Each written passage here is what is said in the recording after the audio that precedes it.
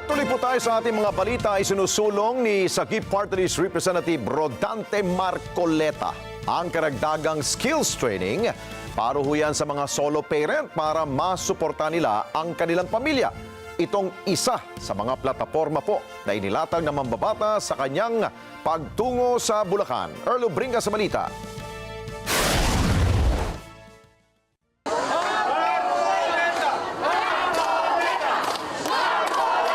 Nag-ikot muli si Senator Aspirant at Sagip Party List Representative Rodante Marcoleta sa mga kababayan natin sa Malolos, maging sa Santa Maria, Bulacan.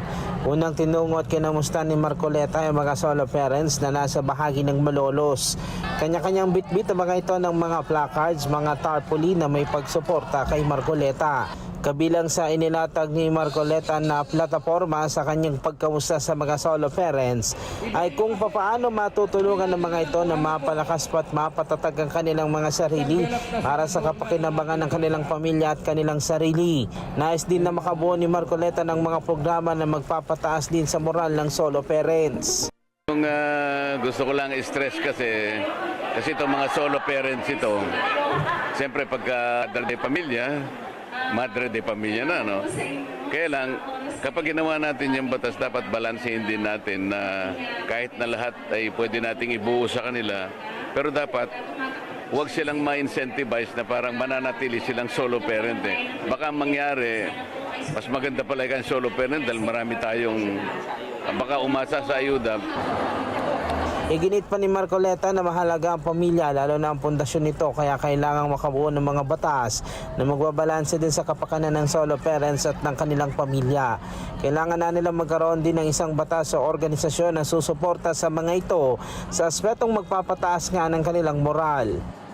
Kailangan nating tandaan na yung pamilya ay pundasyon pa rin ng ating political structure. Kailangan mapalakas talaga. Sa makatwid, yung pagbabalanse ay patungo dun sa pagpapatatag. Huwag iisipin ng lahat na mas mabuti ang solo parent sapagat mas maganda pa rin na matatag.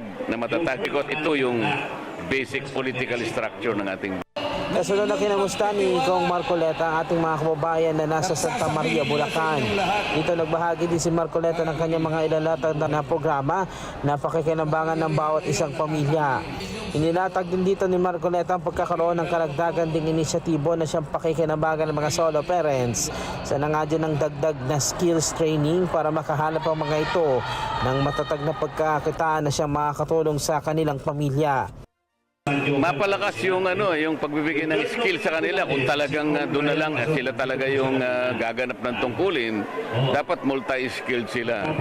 Kasi kung halimbawa yung skill nila ay hindi naman tumatama doon sa mga available na trabaho, kailangan at kilalanin ng gobyerno yung kanilang kalagayan na talagang solong-solo talaga sila. So talagang dapat silang ayudahan ng masigit. Bukod dyan, iginit din ito ang mga naranasan ng ating mga kababayan na napakataas na singil sa kuryente, mataas na presyo ng bigas, mataas na presyo ng pagkain at iba pa na nakakapekto na ng malaki sa bawat pamilyang Pilipino na nagiging sanhi na rin daw ng kakapusan. Dapat nilang masolusyonan ang problema suliranin na yan at magkaroon ng konkretong solusyon patungkol sa problema na kasalukuyan nating nararanasan. Natapos ang aktibidad ni Marcoleta halos paggabi na at nagpapasalamat naman siya sa ibinigay din na suporta ng parehong bayan sa kanyang pagtakbo bilang senador ngayong eleksyon 2025. Iminungkahi na maamyendahan ng kasalukuyang batas na VAUSI o Violence Against Women and Children na mas mapalakas pa ito para mas madaming mga managot pa na umaabuso sa mga kababaihan.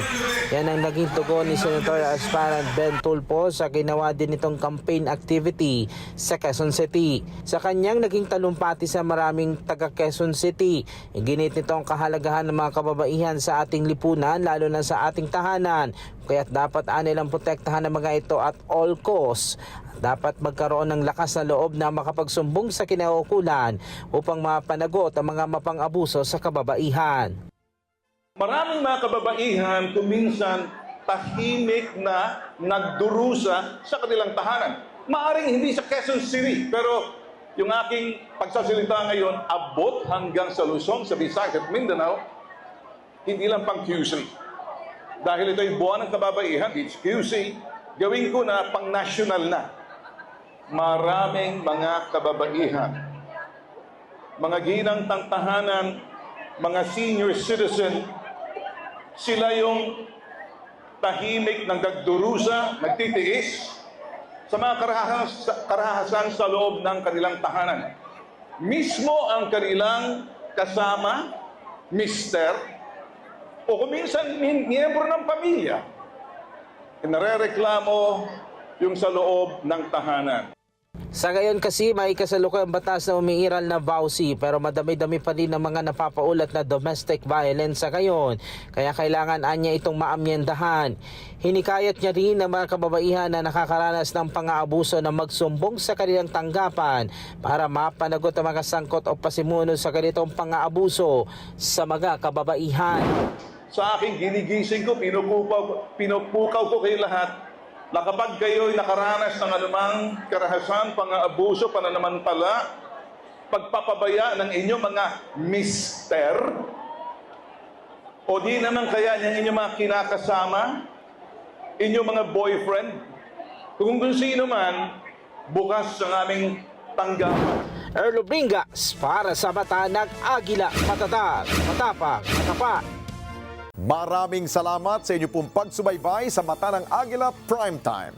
Para malaman ang matatag, matapang at matapat na mga balita, i-follow lamang at mag-subscribe sa AtNet25 TV.